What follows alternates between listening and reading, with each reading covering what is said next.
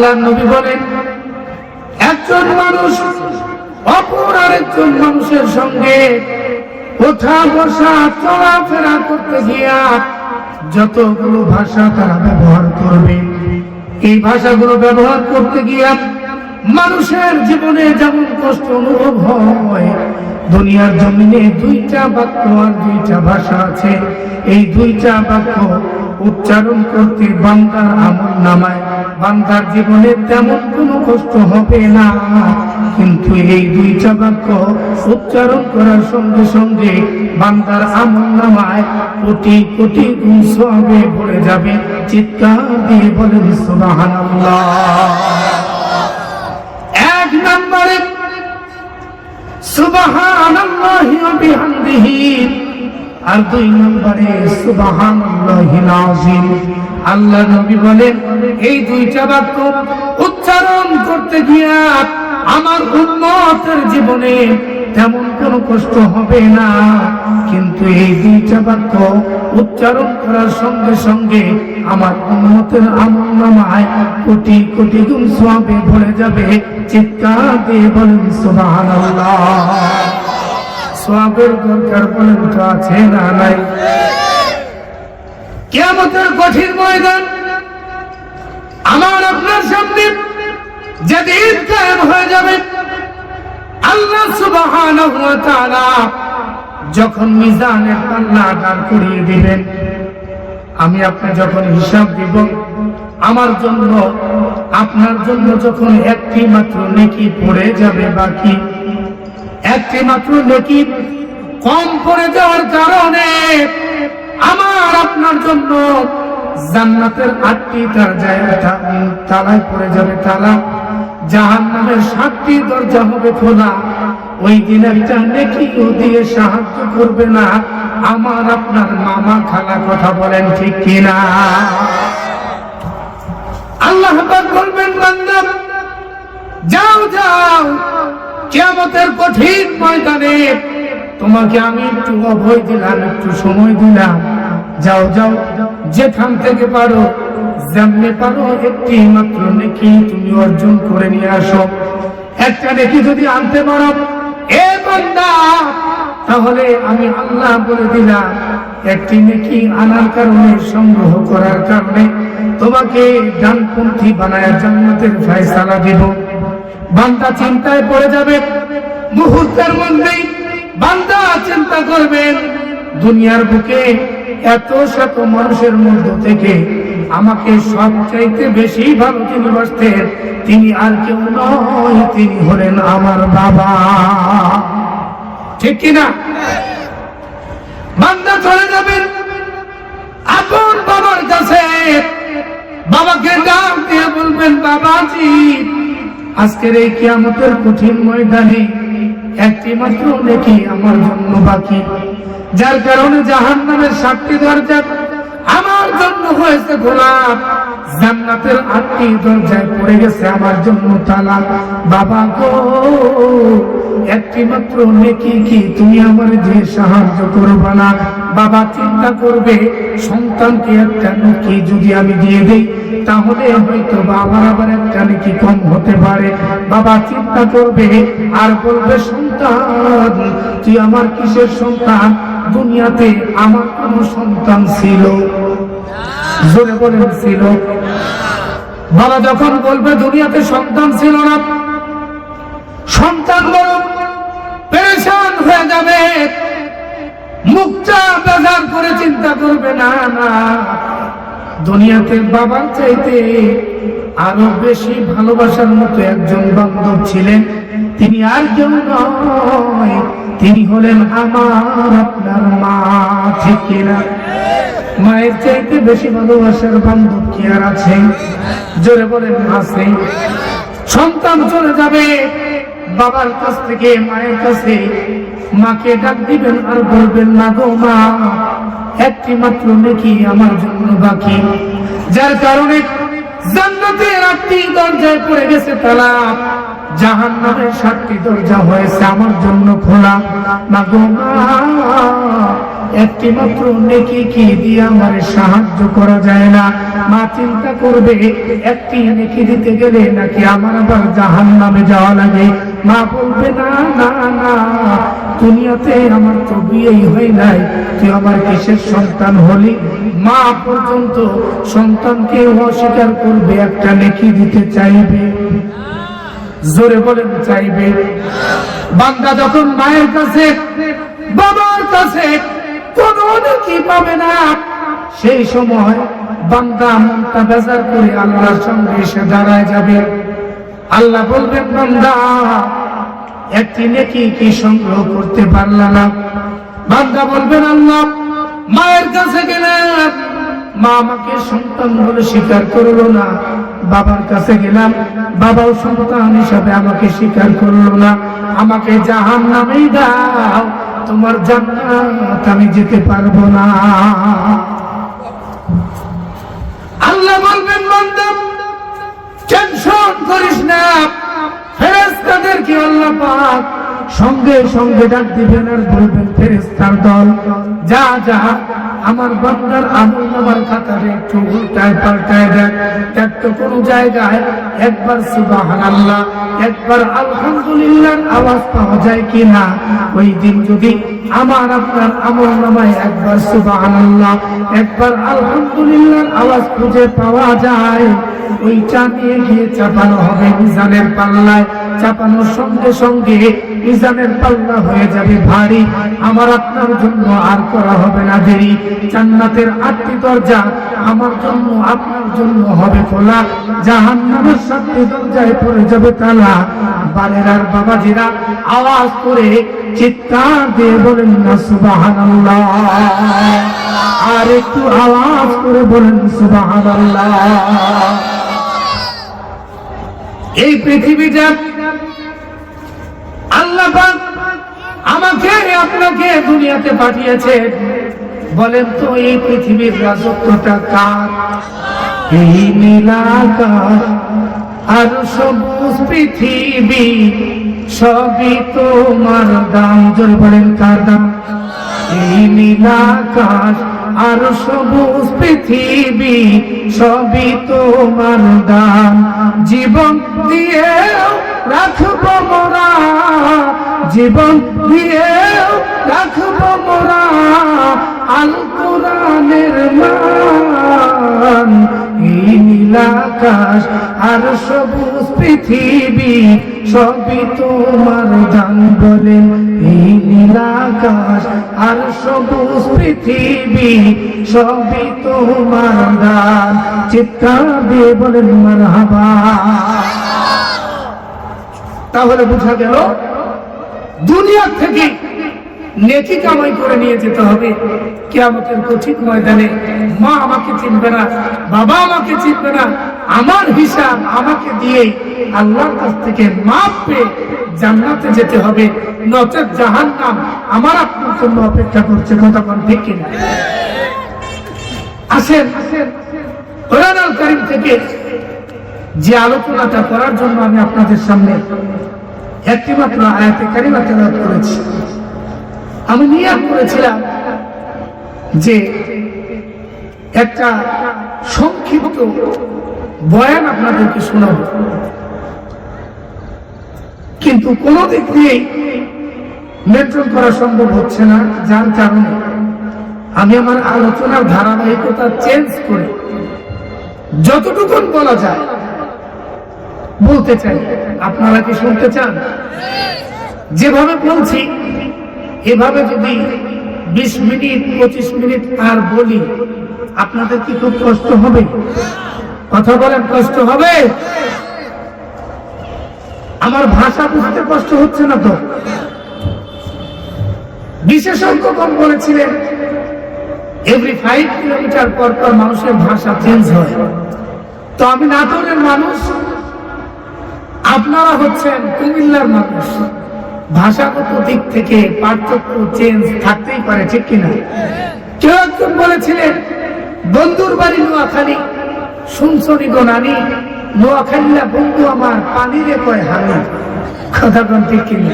জিকিরের 5টা অর্থ করেছেন, এর মধ্যে এক নম্বরে জিকিরের অর্থ হলো যে আয়াতটা তেলাওয়াত করেছি, এই আয়াতের মধ্যে জিকিরের অর্থ মুফাসসিরগণ করেছেন আল্লাহর কোরআন। চিৎকার দিয়ে বলুন সুবহানাল্লাহ। তাহলে কোরআন জিকির আল্লাহ পাক নাযিল করেছেন। এই জিকিরের এক নম্বর অর্থ হচ্ছে কোরআন। জিকিরের এক নম্বর অর্থ হচ্ছে কি? কোরআন। দুই নম্বর অর্থ কি? আল্লাহ সুবহানাহু ওয়া তাআলা বলেন, পৃথিবীর মানুষ কোরআনুল কারীমের মধ্যে আমি যে জিকির শব্দ নাযিল করেছি, এই একটা জিকির শব্দের অর্থ দিয়ে আমি 5টা অর্থ করেছি কমপক্ষে। জিকিরের অনেকগুলো অর্থ হয়, কিন্তু প্রধান অর্থ হলেন 5টা। জোরে বলেন কয়টা? এক নম্বরে আল্লাহ সুবহানাহু ওয়া তাআলা বলেন, এই জিকির শব্দের এক নম্বর অর্থ আমি আল্লাহ পাক করেছি আমার কালামুল্লাহ, আমার কোরআন। চিৎকার দিয়ে বলেন সুবহানাল্লাহ। দুই নম্বরে আল্লাহ সুবহানাহু ওয়া তাআলা বলেন, বান্দা ফাযকুরুনি আযকুরুকুম ওয়াশকুরুনি ওয়া লা তাকফুরুন।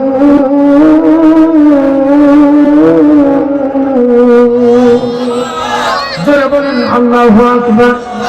আল্লাহ পাক বলেন, বান্দা কোরআনুল কারীমের মধ্যে যে জিকির নাযিল করেছি, এই জিকির শব্দের এক নম্বর অর্থ হলো কোরআন, আর দুই নম্বর অর্থ হলো জিকির মানে আমি আল্লাহর শরণ। জোরে বলেন কার শরণ? আরো জোরে বলেন কার শরণ? কিন্তু আমার দেশে কিছু মানুষ আছে, দোদেল বান্দা কারমাসো, না পায় স্বর্গ না পায় গোর। ওদের যেমন নাম নারায়ণ, মদের মানিক পীর, ওদের দুধ কলার শব্দ মিশিয়ে দিয়েছি মদের ক্ষীর। কথা বল ঠিক কিনা? মানে ওরা চিন্তা করে এমন ভাবে চলবো আল্লাহ খুশি থাক, শয়তান যেন বেজার। এ জাতীয় মুসলিম আমার আপনার দেশে আছে না নাই? যারা মাজারেও সেজদা দেয়, বাজারেও সেজদা দেয়, মসজিদে গিয়েও সেজদা দেয়, আর চিন্তা করে যা আছে কপালে দেখা যাবে পরকালে। আল্লাহ খুশি থাক, শয়তান যেমন বেজার না হয়।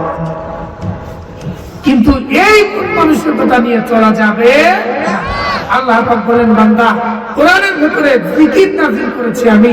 এই জিকিরের দ্বিতীয় নম্বর অর্থ হলো জিকির মানে স্মরণ। এই স্মরণটা দুনিয়ার কোন মানুষের নয়, এই স্মরণটা আমি আল্লাহ। জোরে বলেন সুবহানাল্লাহ। মুসলমান বন্ধুরা আমার, আল্লাহ রাব্বুল আলামিন এক নম্বরে জিকিরের অর্থ বললেন, জিকির মানে আল্লাহর কোরআন। দুই নম্বরে জিকির মানে আল্লাহর শরণ। আর তিন নম্বরে আল্লাহ সুবহানাহু ওয়া তাআলা বলেন, ইয়া আইয়ুহাল্লাযীনা আমানু ইযা নুদিয়া লিস-সালাতি মিন ইয়াউমিল জুমআতি ফাসআউ ইলা যিকরিল্লাহ। জোরে বলেন আল্লাহু আকবার। আল্লাহ পাক বলেন, বান্দা কোরআনুল কারীমের মধ্যে যে জিকিরটা নাযিল করেছি, এই জিকিরের 3 নাম্বার অর্থ বান্দা অন্য কিছু নয়। কোরআনুল কারীমের জিকির যে নাযিল করেছি, এই জিকিরের 3 নাম্বার অর্থ হলো আমি আল্লাহর প্রতি যে সালাত কায়েম করার কথা বলেছি, এই নামাজের কথা বলে দিয়েছি। চিৎকার দিয়ে বলুন সুবহানাল্লাহ। তাহলে জিকিরের 1 নাম্বার অর্থ হলো কোরআন। জোরে বলেন কি? 2 নাম্বার কার স্মরণ? 3 নাম্বারে নামাজ। জোরে বলেন কি? 1 নাম্বারে কোরআন, 2 নাম্বারে আল্লাহর স্মরণ, 3 নাম্বারে কি?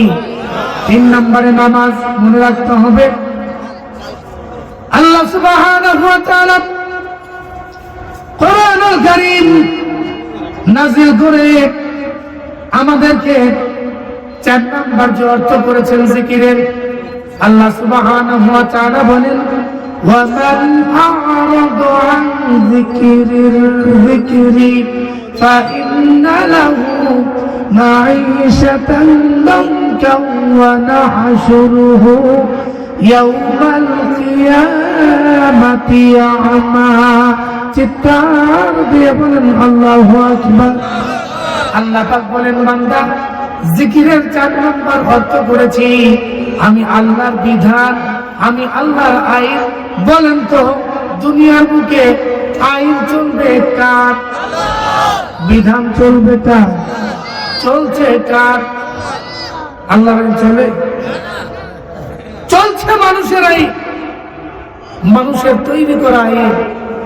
এজন্য চালে ভেজাল, ডালে ভেজাল, বক্তায় ভেজাল, নেতায় ভেজাল, কথায় ভেজাল, অসংখ্য ভেজাল দিয়ে ভরে গেছে। তার কারণ সংবিধান আকারে আমি আর আপনি কোরআনটাকে গ্রহণ করতে পারি? কথা বলেন পেরেছি? কিন্তু আল্লাহ পাক বলেন, বান্দা কোরআনুল কারীমে জিকির নাযিল করেছি, এই জিকিরের 4 নম্বর অর্থ আমি আল্লাহ পাক করেছি, অন্য কিছু নয়। জিকিরের 4 নম্বর অর্থ আমি আল্লাহ পাক করেছি। জিকির মানে আমি আল্লাহর আইন।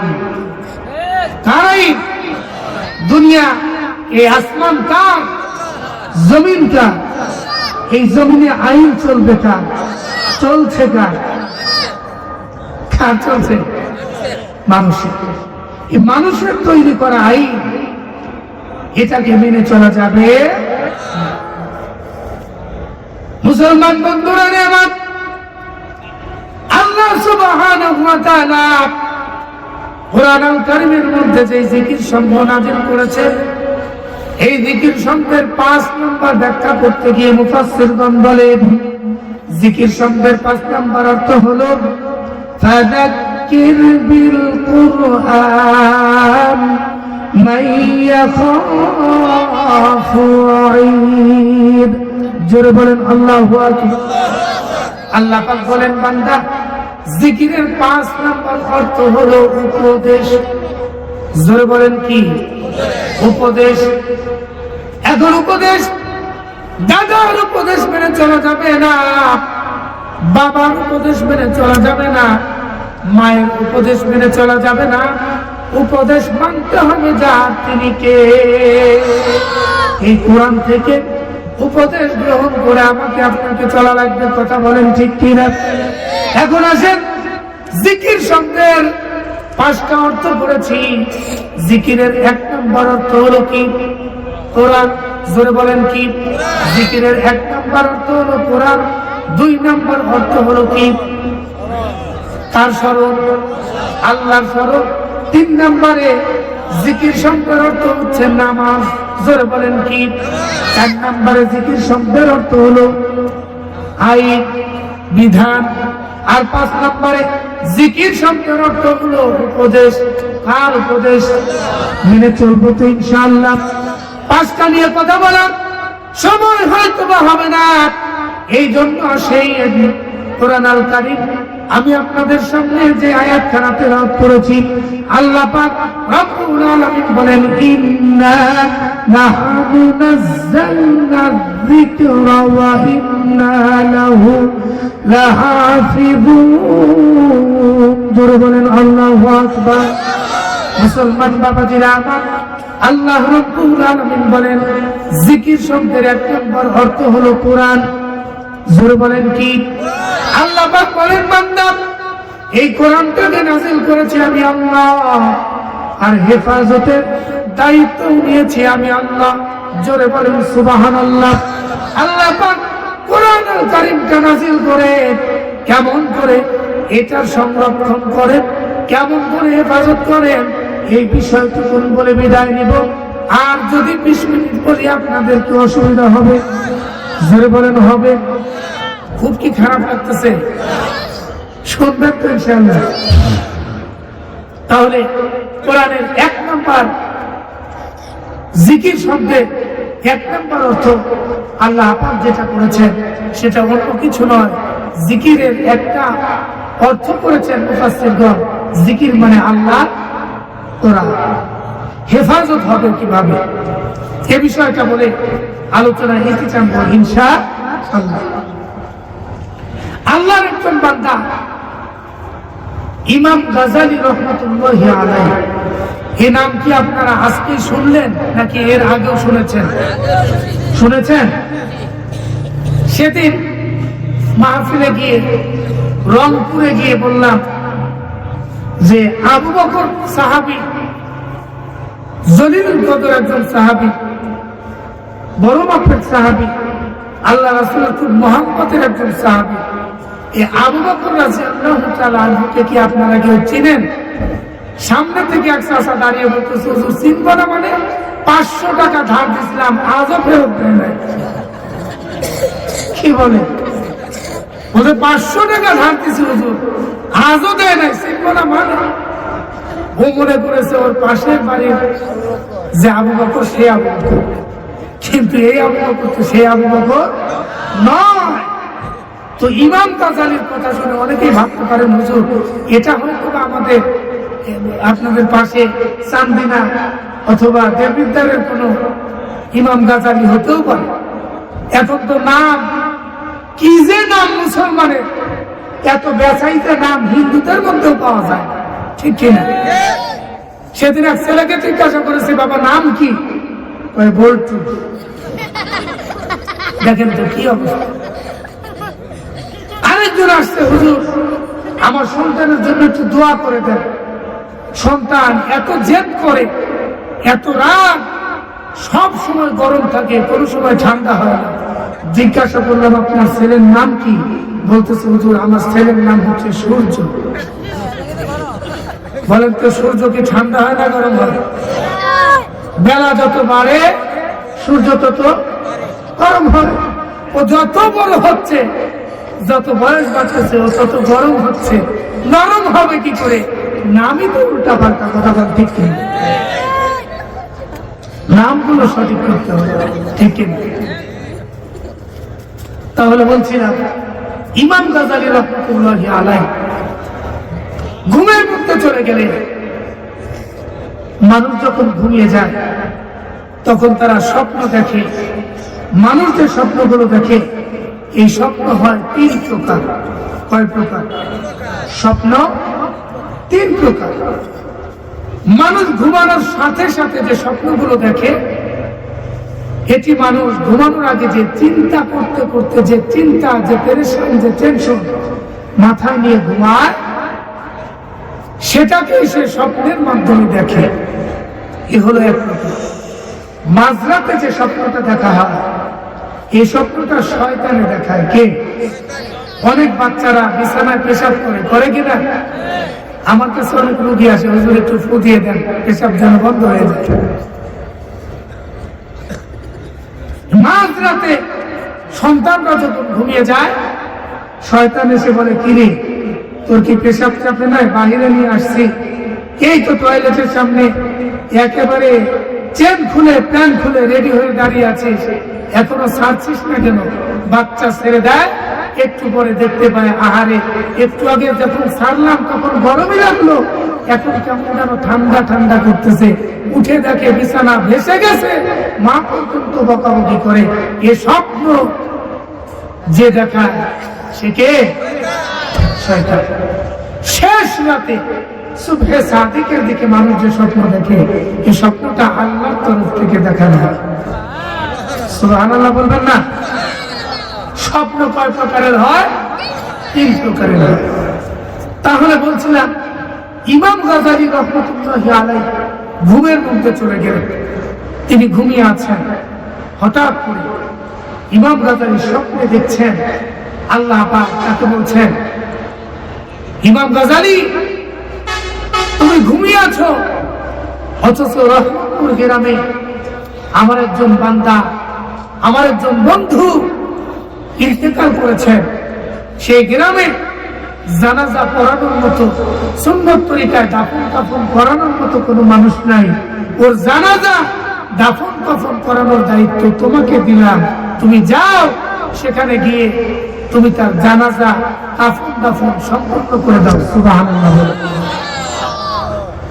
সম্মানিত বন্ধু আমার, স্বপ্ন যোগে ইমাম গাজালি রহমাতুল্লাহি আলাইহি যখন দেখলেন ঘুমটা তার ভেঙে গেল। আচমকা ঘুম থেকে জাগ্রত হয়ে গেলেন। এক পা দুই পা করতে করতে ইমাম গাজালি রহমতুল্লাহি আলাইহি রহমতপুর গ্রামের দিকে হাঁটতে শুরু করে দিলেন। রহমতপুর বাজারে চলে গেলেন।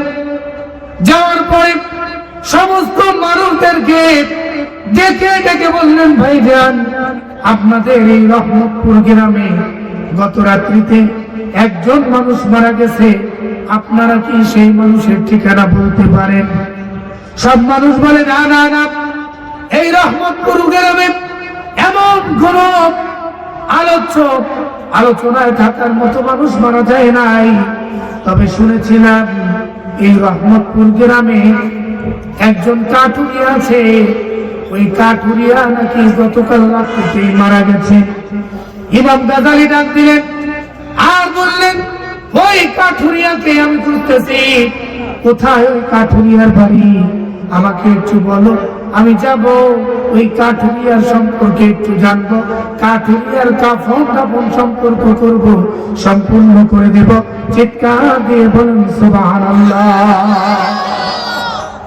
ইমাম গাজালি রহমতুল্লাহি আলাইহি রহমতপুর গ্রামে গেলেন।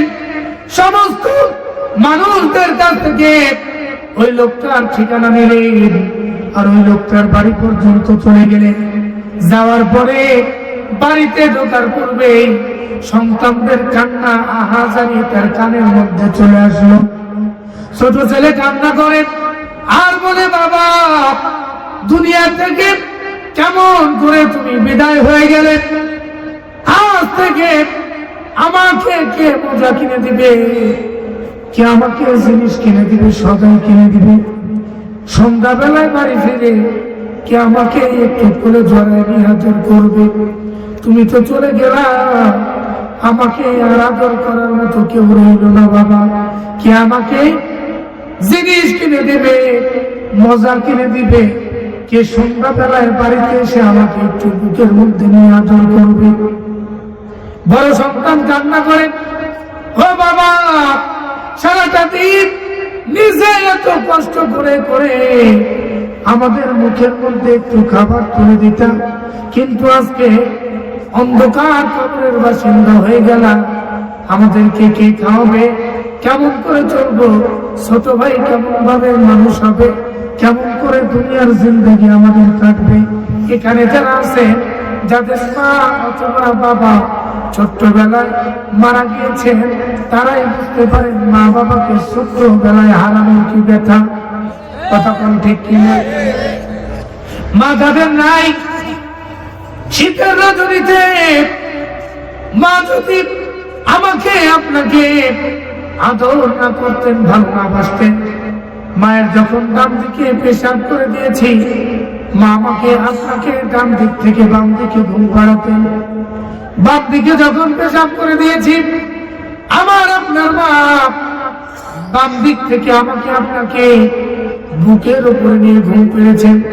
আমি আর আপনি বুকের উপর যখন পেশাব করে দিয়েছি, আমার আপনার মা আমাকে আপনাকে কোলের মধ্যে নিয়ে সারাটা রাত্রি জেগে জেগে কাটিয়ে দিয়েছেন, মা ঘুমায় নাই। আমি আর আপনি মায়ের পেটের মধ্যে যখন ছিলাম, মাকে কত রাতে মেরেছি। গভীর রাতে মা ঘুম থেকে জাগ্রত হয়ে হাউমাউ করে কান্না করেছে। বাবা জিজ্ঞাসা করেছে, কেন কান্না করো? ডাক দিয়েছেন আর বলেছে, জানো না তোমার কলেজার টুকরো সন্তান আমার পেটের মধ্যে এমন ভাবে লাথি দিয়েছে, আমি ঘুমাতে পারি না, মনে হয় যেন আমার কলিজা ছিঁড়ে গেছে। ছোট্ট সন্তানটা ডাক দিলেন, কান্না করছেন আর বাবার কথা বলছেন।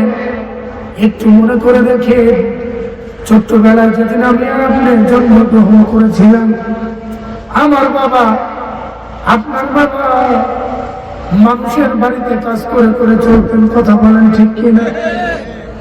যেদিন আমি আর আপনি জন্ম নিয়েছিলাম, আমার আপনার বাবা মালিককে গিয়ে বলেছিলেন, মালিক, আমার একটা পুত্র সন্তান হয়েছে, আজকে একটু আগে ছুটি দিয়ে দেন, কালকে এসে আজকের কাজটুকু করে দিব।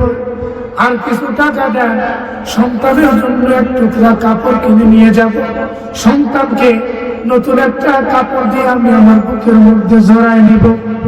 মালিক চিন্তা করেছেন, গরিব মানুষ আজকে কাজে ফাঁকি দিচ্ছে, আবার যদি কিছু টাকা পয়সা দিয়ে বিদায় করে দেই, আগামীকাল কাজে নাও আসতে পারে। এই চিন্তা করে আমার আপনার বাবাকে কোনো টাকা পয়সা না দিয়ে খালি হাতে তাড়িয়ে দিয়েছে। আমার আপনার বাবা সন্ধ্যাবেলা লজ্জা মাথায় নিয়ে আমাকে আপনাকে খালি হাতে কোনো কাপড় চোপড় ছাড়া করে উঠিয়ে নিয়েছেন। কথা বলেন ঠিক কিনা? ওই বটগাছের মতো ছায়া দেওয়ার বাবা আর জন্মমুখী মা যার নাই, সেই বুঝতে পারে মা হারানো বাবা হারানো কি যন্ত্রণা। কথা বলেন ঠিক কিনা? মা যদি দোয়া করে পাইবে জান্নাত। কথা বলেন ঠিক কিনা? মা বাবা সন্তানের জন্য যদি দোয়া করে 100% কবুল যিনি করেন তিনি কে? মা যদি দোয়া করে পাইবা জান্নাত। যে মা রেখেছে বুকে রাতের পরে রাত, ঘুম থেকে জেগে দেখো হয়েছে প্রভাত। মা যদি দোয়া করে পাইবে জান্নাত। মা যদি দোয়া করে পাইবে জান্নাত। কথা বলেন ঠিক কিনা? বাবাজি ইমাম গাজালির বাড়ির সামনে গিয়ে দাঁড়িয়ে গেলেন। সন্তানগুলো হাউমাউ করে যখন কান্না করতেছিল, ইমাম গাজালি বাড়ির বাহির থেকে ডাক দিলেন। সন্তান দুটোকে কোলের মধ্যে নিলে আর বললেন, বাবা চিন্তা করিস না, তোরা কান্না কেন করিস? সন্তান দুটো কান্না করছে আর বলছে, মুরব্বী আপনি তো জানেন না আমাদের বাবা মারা গেছে, কিন্তু আমাদের বাবার জানাজা কাফন দাফন যে করব এমন একটা মানুষ নাই। আর আমাদের বাবা মারা গেল, আমাদেরকে দুনিয়ার বুকে আর কে আদর করবে, কে আদর করবে? সন্তান দুটো কান্না করে জমিনে লুটায় পড়ে। ইমাম গাজালি রহমাতুল্লাহি আলাইহি সন্তান দুটোকে কোলের মধ্যে উঠায় নিলেন আর বললেন, বাবা কাঁদিস না, তোদের বাবা মারা গেছে, তোদের বাবার জানাজা কাফন দাফন করানোর জন্য আল্লাহ পাক আমাকে নির্দেশ করেছেন। জোরে কোন সুবহানাল্লাহ। ইমাম গাজালি গেলেন, কাফন পরিয়ে দিলেন, নিজ হাতে গোসল করালেন, জানাজা পড়ালেন, কবরে নামালেন। একটা একটা করে বাঁশ দিয়ে দিচ্ছেন কবরের মাঝে। আমি আর আপনি যেদিন মারা যাব, ও ভাই লক্ষ কোটি টাকার মালিক যদি আমি আর আপনি হই, দুনিয়া থেকে যেদিন যাব খালি হাতে বিদায় নেওয়া লাগবে। কথা বলেন ঠিক কিনা? খালি হাতে বিদায় নেওয়া লাগবে, একা একা করে থাকবো। ওই কবরে যাওয়ার আগে যদি কোরআনটাকে সঙ্গী বানাই, এই কোরআন আমার আপনার সঙ্গে কবরে থাকবে। কথা বলেন ঠিক কিনা? এই জন্য আমি বলি, কোরআন না পড়িয়া যে যাবে মরিয়া, কবরে থাকবে একা একা। কেউ না দিবে তোমায় দেখাও মুমিন ভাই, কেউ না দিবে তোমায় দেখা। কথা বলেন ঠিক কিনা? কোরআন না পড়িয়া যে যাবে মরিয়া, কবরে থাকবে একা একা। কেউ না দিবে তোমায় দেখা ও মুমিন ভাই, কেউ না দিবে তোমায় দেখা। কথা বলেন ঠিক কিনা? ইমাম গাজালি রহমাতুল্লাহি আলাইহি বাঁশের চাকা একটা একটা করে মিশিয়ে দিলেন। একটা একটা করে মাটি যখন দিচ্ছেন, কবর থেকে সঙ্গে সঙ্গে জান্নাতি শুকনা আসতে শুরু করে দিয়েছেন। জোরে বলেন সুবহানাল্লাহ। কবর থেকে যখন শুকনা আসছেন, ইমাম গাজালি বুঝতে পারলেন কবরটা নিঃসন্দেহে জান্নাতের বাগান হবে, কোনো সন্দেহ নাই। ইমাম গাজালি দাফন করলেন, কাফন পরালেন, মাটির মধ্যে শুইয়ে দিলেন, বাঁশ দিয়ে মাটি দিয়ে কাফন দাফন গুলো সম্পূর্ণ করে দিলেন। চিন্তা করলেন, আহারে কাঠুরিয়ার মানুষ কি এমন আমল করেছে যার কারণে তার কবরটা জান্নাতের বাগান হওয়ার সম্ভাবনা, কবর থেকে জান্নাতের সুঘ্রাণ আসছে। ছেলেদেরকে জিজ্ঞাসা করলেন, ছেলেরা বলতে পারলেন না। বললেন যে আমার বাবার যদি কোনো আমল থেকে থাকে আমরা বলতে পারবো না, আমার বাবার আমল সম্পর্কে আমার মা বলতে পারবে। কথা বলেন ঠিক কিনা? তার কারণ হলো স্বামী ভালো না খারাপ স্ত্রীর চাইতে বেশি ভালো আর কেউ জানে। জোরে বলেন জানে। এখন যদি আমি গিয়ে রাত 12টার পরে আমার স্ত্রীকে বলি, স্ত্রী সরমনায় পীর সাহেবের কাছ থেকে খেলাফত নিয়ে এসেছি, এখন থেকে আমি পীর হয়ে গেছি, আসো তোমাকে দিয়েই শুরু করি, তোমাকে আমি একটু মুরিদ বানাই দেই। স্ত্রী বলবে আমি শয়তানের কাছে মুরিদ হব, কিন্তু তোমার কাছে না, কারণ তুমি যে কয় নাম্বার আমার চাইতে ভালো আর কেউ জানে না। কথা বল ঠিক কিনা? কারণ স্বামীর সম্পর্কে একমাত্র স্ত্রী ভালো জানে। কথা বলেন ঠিক কিনা? ইমাম গাজালি চলে গেলেন, পর্দার আড়াল থেকে মহিলাকে ডাক দিলেন আর বললেন, বোন তোমার স্বামীর কি এমন আমল ছিল যার কারণে কবরটা জান্নাতের বাগান হয়ে যায়? আল্লাহর বান্দী ডাক দিলেন আর বললেন, ও ইমাম আমার স্বামীর স্পেশাল তেমন কোন আমল ছিল না। তার কারণ হলো আমার স্বামী ছোট্টবেলায় মাদ্রাসার মক্তবে পড়ে নাই, আমার স্বামী তেমন কোন শিক্ষা অর্জন করে নাই, কিন্তু আমার স্বামী একটা মাত্র আমল করতেন। আমার ঘরে কোনো খাট নাই, ফার্নিচার নাই, কিন্তু আমার ঘরের তাকিয়ার মধ্যে একটা কোরআনুল কারীমের কপি আছে। জোরে বলেন কিসের কপি? এই কোরআনুল কারীমটাকে আমার স্বামী ছোট্টবেলায় কোরআনুল কারীম শিক্ষা করতে পারে নাই, কোরআন করতে পারে না, এরপরেও কোরআনুল কারীমটাকে সকালবেলা কাজে যাওয়ার পূর্বে ফজরের নামাজ আদায় করার পর আমার স্বামী এই কোরআনটাকে হাতের মধ্যে নিতেন আর একটা একটা করে পৃষ্ঠা উল্টাইতেন, আর ওই কোরআনুল কারীমের পৃষ্ঠার প্রত্যেকটা লাইনের উপর দিয়ে হাত বোলাইতেন আর আল্লাহকে ডেকে ডেকে বলতেন, আল্লাহ আমি তোমার কোরআন পড়তে পারি না, কিন্তু আমি বিশ্বাস করি হাদা মিন কালামি রাব্বি, হাদা মিন কালামি রাব্বি। চিৎকার দিয়ে বলেন আল্লাহু আকবার। আল্লাহ তাআলা কোরআনুল কারীমটাকে আমি পড়তে জানি না, কিন্তু আমি বিশ্বাস করি এটা আর কোন কিতাব নয়, অন্য কোন মানুষের কিতাব নয়, এটা হাদা মিন কালামি রাব্বি, এটা নিঃসন্দেহে তোমার কিতাব। এটা বলতেন আর অবু শিশুর মতো আমার সন্তান কান্না করতেন, দুই চোখের পানি দাঁড়িয়ে বেয়ে কোরআনুল কারীমের মধ্যে কোরআনুল কারীমের পৃষ্ঠার মধ্যে পড়তেন। এই যে দেখেন আজও আমার স্বামীর চোখের পানিগুলো কোরআনুল কারীমের পাতার মধ্যে পৃষ্ঠার মধ্যে বিদ্যমান আছে। চিৎকার দিয়ে বলেন সুবহানাল্লাহ। ইমাম গাজালি বুঝতে পারলেন লোকটা নিঃসন্দেহে ছিলেন আশিকে কোরআন, তিনি কোরআনকে বড় মহব্বত করতেন, বড় ভালোবাসতেন, যার কারণে কোরআনুল কারীমের সঙ্গে মহব্বত রাখার কারণে কবরটা তার জন্য জান্নাতের বাগান হয়ে গেছে। জোরে বলেন সুবহানাল্লাহ।